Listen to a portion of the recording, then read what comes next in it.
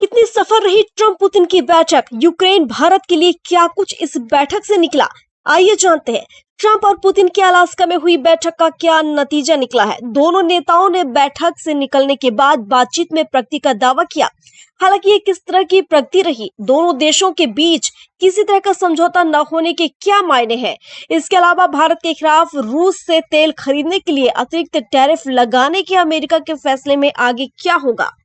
अमेरिकी राष्ट्रपति Donald Trump और रूस के राष्ट्रपति व्लादिमीर पुतिन यानी कि दोनों महाशक्तियों के बीच में अलास्का के एवरेज में एक अहम बैठक हुई।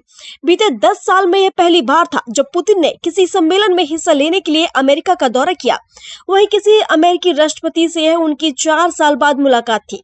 रूस यूक्रेन में संघर्ष शुरू होने के बाद अमेरिकी और रूसी राष्ट्रपति की इस मुलाकात से पूरी दुनिया में काफी उम्मीदें थीं। ऐसे में जानना अहम है कि आखिर ट्रंप और पुतिन की अलास्का में हुई बैठक का क्या नतीजा निकला है। दोनों नेताओं ने बैठक से निकलने के बाद बातचीत में प्रगति का दावा किया।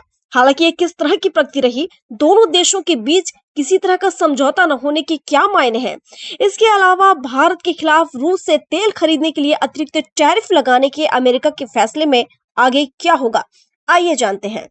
चलिए सबसे पहले जान लेते हैं कि ट्रंप और पुतिन की बैठक का आखिर नतीजा क्या निकला। अलास्का में शुक्रवार को डोनाल्ड ट्रंप ने पुतिन का रेड कार्पेट पर स्वागत किया। इस दौरान दोनों नेताओं के बीच यानी कि दोनों महाशक्तियों के बीच अच्छी केमिस्ट्री देखने को मिली।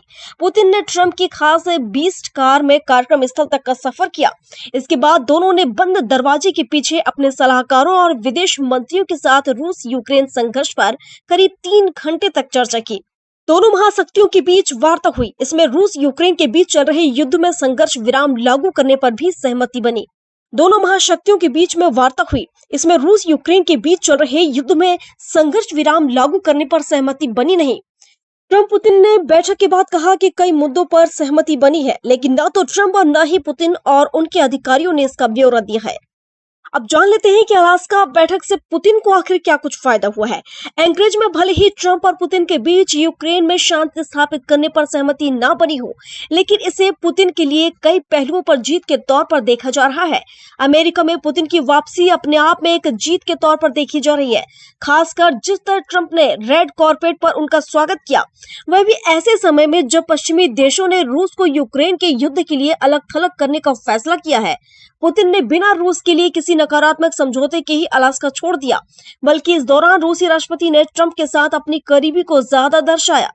चलिए अब जान लेते हैं कि इस बैठक से आखिर भारत को क्या कुछ मिला। क्योंकि ट्रंप के वित्त मंत्री स्कॉट बेसेंट न्यूज इंटरव्यू में पहले ही चेतावनी दे चुके हैं कि अगर पुतिन और ट्रंप की बातचीत का कोई नतीजा नहीं निकलता है तो भारत को ज्यादा टैरिफ के लिए तैयार रहना चाहिए। अमेरिकी राष्ट्रपति डोनाल्ड ट्रंप कई मौकों पर कह चुके हैं कि उनकी तरफ से भारत पर रूस से तेल खरीदने के लिए लगाए गए 25% अतिरिक्त टैरिफ का असर देखने को मिला है और पुतिन इसी वजह से उनके साथ बैठक के लिए तैयार हुए हैं।